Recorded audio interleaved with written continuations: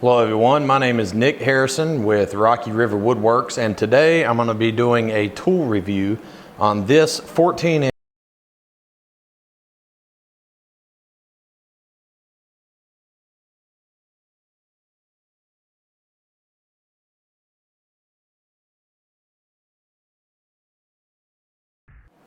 Alright, so in regards to this bandsaw, the reason I'd like to review it is because it's pretty much the first quote-unquote real bandsaw I've ever had. Now I've had and still have a smaller benchtop bandsaw, a little bit cheaper model, that I still use. This currently has about a 1/4-inch blade in it, which is a rarity. Normally I leave a 1/2-inch blade in here. And I do that for a reason, because this cuts the bigger stuff. The smaller bandsaw is good for cutting the smaller things. I'm going to try to do this review based on how it is, meaning, you know, after assembly, after you buy it, with no upgrades, nothing I've modified, nothing like that. I'm also going to try not to get into the whole, well, I wish they would have done this, I wish they would have done that. I'll try to just keep it honest and straightforward. The first thing, and I'll be honest, I'll say it right up front, that this is a cheaper model. I mean, it's Porta-Cable, it's not like it's a Laguna or Powermatic or whatever. But for a hobbyist style woodworker, it seems to do fine. And I'd like to again start by saying that it is a cheaper model, and that's why I'm reviewing it. And the majority of the things I'm going to say are the pros, not the cons. I only have about 3 things that I don't like about this that I can think of right off the top of my head. The rest of it are the good things. The first thing that I like is that it is super heavy, and meaning literal and with the material. So it weighs 209 pounds. I've built a mobile base for it because it didn't come with a mobile base. That, I guess, could be considered a con.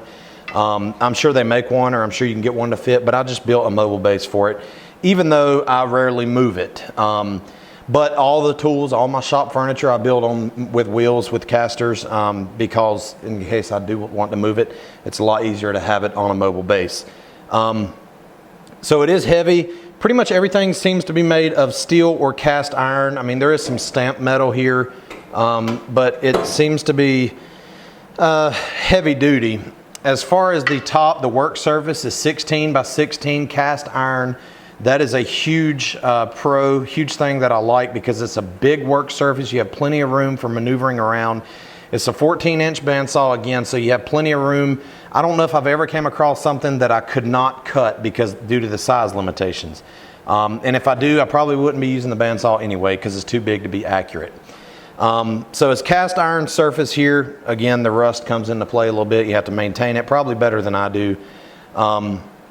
It does allow for up to a 45-degree bevel or angle, a tilt, to make bevel cuts. I've never used that. I just haven't had a need to use that yet. But once it's set and dead flat and square, there's very little to no wiggle or wobble with the cast iron here. The next thing I like is that the power switch is very responsive. I mean, as soon as you hit it, as soon as you turn it off, it's a very responsive power switch. With the power, it does spin up and spin down very quickly, which is something else I like a lot. Going along with the power, it's 1.5 horsepower, and I have never had it bogged down. It seems to be very powerful for what I do.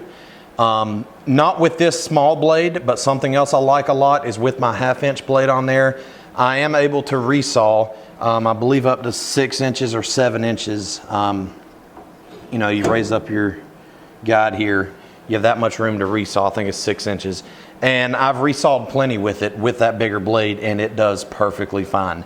Obviously that's going to depend on the size of the blade, your tuning, your accurates, you know, how accurate you tune the saw when you put the new blade on, as well as how sharp and new that blade is.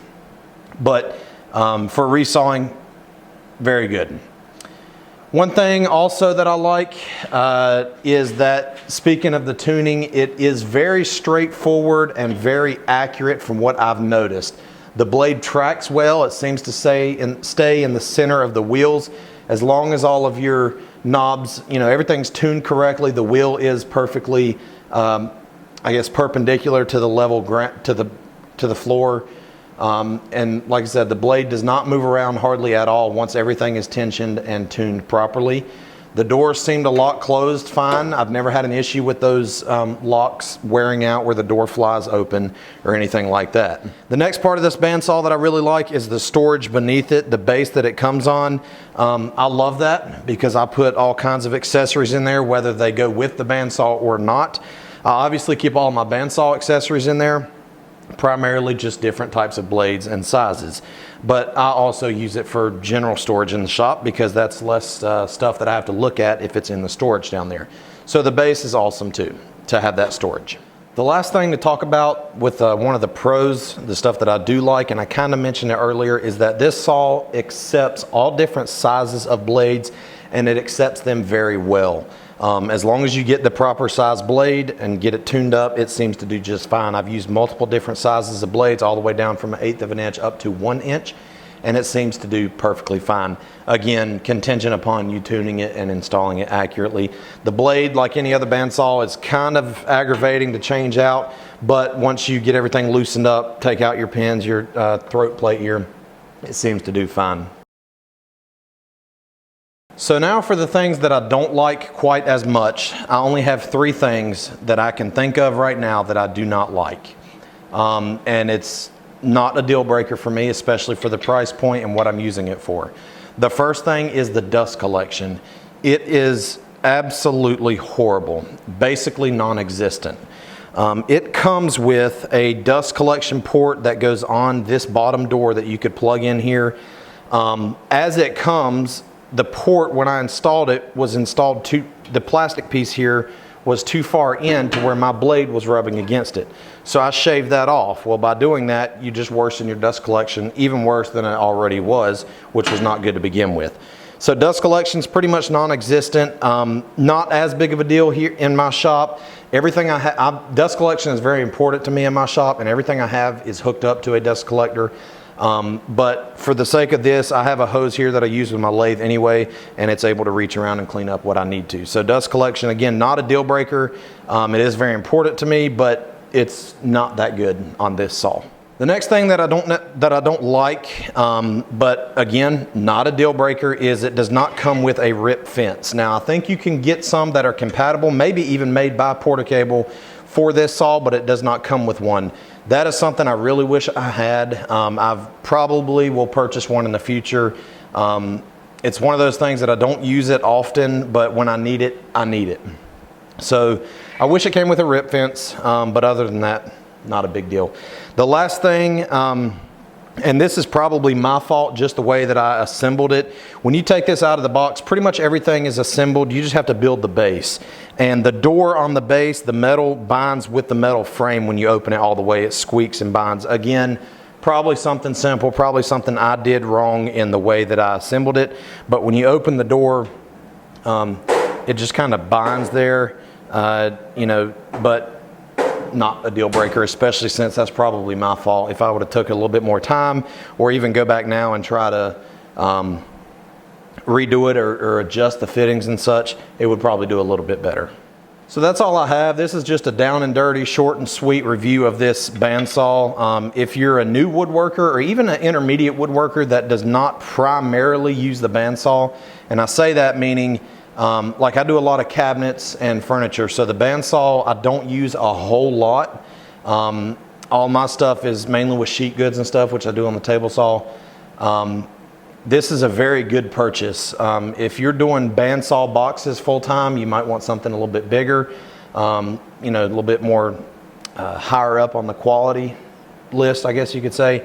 But for what it is, I think this is a very good purchase. I think they run, when I bought this, probably 2 years ago at Lowe's, it ran around $450. That all depends on your location. I'm sure things have changed, but again, very good bandsaw for the money. It's a lot bigger than the one I had, which is awesome because, like I said, I normally keep the bigger blade in here for resawing and bigger material, and I use the smaller bandsaw for the finer blade and the finer cuts, more accurate stuff. So, as well as moving around. Obviously, with a bigger blade, you're not able to get curves and such as you would with a smaller blade. So, that's all for this review. You can find more tool reviews and more project plans and videos on my website at www.rockyriverwoodworks.com. You can also follow me on social media at RockyRiverWW. I'm Nick Harrison with Rocky River Woodworks. Thank you for watching.